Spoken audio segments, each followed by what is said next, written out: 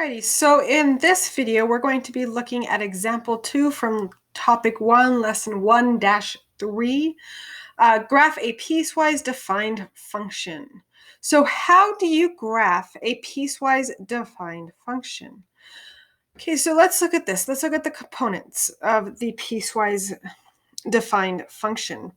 So in this, we first have the f of x. Remember, this is function notation.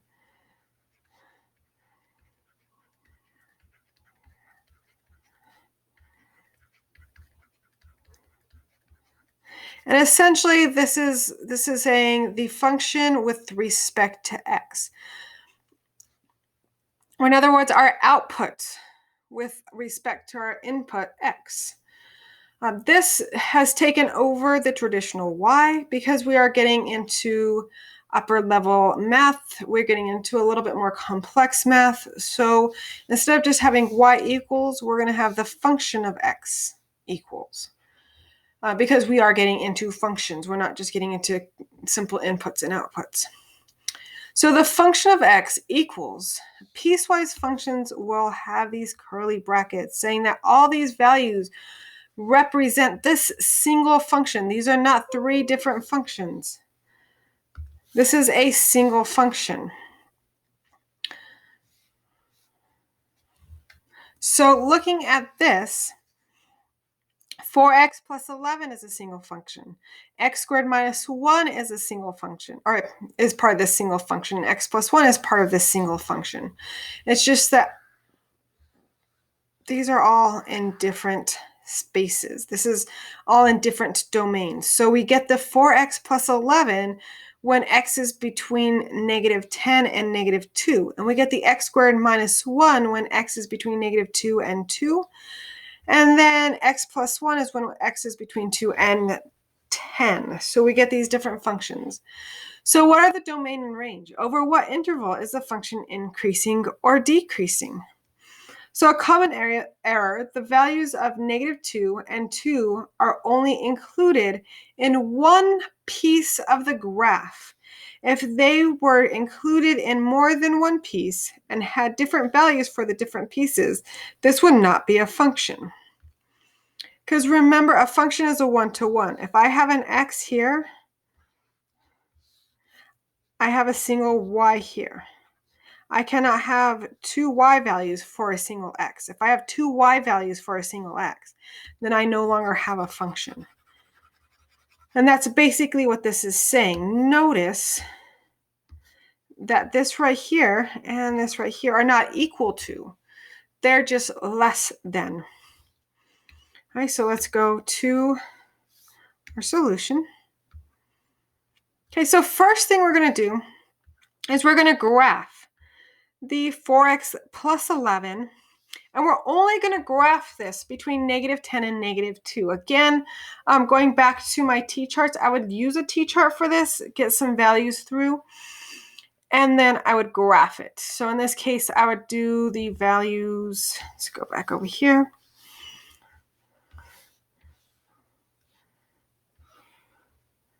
My nice t-chart. My function, we're still on the highlighter. My function is going to be 4x plus 11. This is x, and then I'd probably do like -10, -8, -6, -4, -2. And remember, -2 is not included, but what happens as it gets closer to 2 would need to be recorded. And so what is that? -40 plus 11 is 29. -29, and so on and so forth. So we'd get this lovely graph here.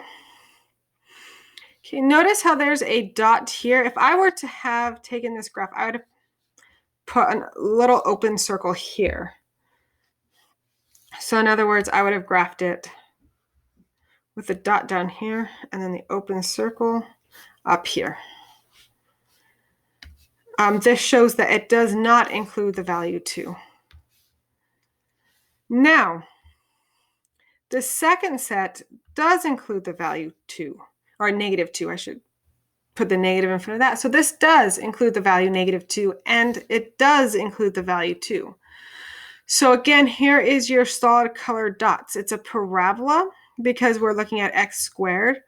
And again, I would use that t-chart, or if you know what the x squared parent function is, you're just going to move that down by 1.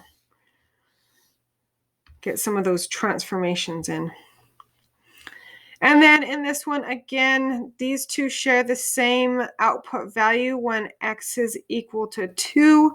So luckily, these dots are continuous. They keep going. They don't have a jump here like we did in the opening exercise. So again, a dot filled here from the middle function, and then a line stemming off from x plus 1. All right, so determine the range. So we're looking at all the x values. So our minimum x value here is negative 29. To determine the range, we do have to go with the function that has the lowest value. So that's where those t-charts come into play, because then you'll actually have them already sorted from end to end. And so in this case, our range happens to be from our first function, and it's not always like this, but our range happens to be from our first function, the minimum value of negative 29. And then the maximum value happens to be from our last function. But again, this is not always the case, because this one could have been a negative x, and we could have gone down again. So in this case, it is from the third function, which is 11. So our range goes from negative 29 to 11. And that's what they say down here. This is why the graph is important. This is why it's very important to see what the graph is doing, so that we can actually see what our range is. Our domain in this case is going to be from negative 10 to 10. And so it's nice to see what our range looks like through the graph. So again, the domain is from negative 10 to 10. We get that from this piecewise function up here. And then our range is from negative 29 to 11. This is set notation. You should know the difference between the set notation and interval notation, and you should be able to know when they say use interval notation how to write this, and when they say set notation how to write that. So the function is, we need to talk about increasing and decreasing. So again, let's look at our slopes. So between, what is that, negative 10 and 2? Negative 2. Negative 10 and negative 2, our function is increasing. I know this because the slope is positive, or we're going from a minimum to a maximum. Then between negative 2 and 0, we're going from a slope that is going from a positive to a negative, or you're decreasing your values, and so you have a negative slope. Then, even though we have this kind of bend in my graph, it's still increasing. So from 0 to 10, again, we're increasing because my slope is positive. Even though the slope does change in this bend, it does not go from positive to negative, from positive to negative. It keeps going positive as it goes up. So the function increases when x is between negative 10 and negative 2, and then 0 to 10, and then 0 to 10. And then the function decreases between negative 2 and 0. Notice that they're not saying equals here, because this is when the change happens. So when the change actually happens, here we have a slope of 0, and because this is a cusp, we actually do not have a slope. We have an infinite slope. So we have a slope of 0, we have an infinite slope here. And same with here, because it's a cusp, it's a bend. So you can't calculate a slope on a bend. So at these points, we don't include them into our analysis. We don't include them into our conversation. So that is part 1. Part 2 is a try it.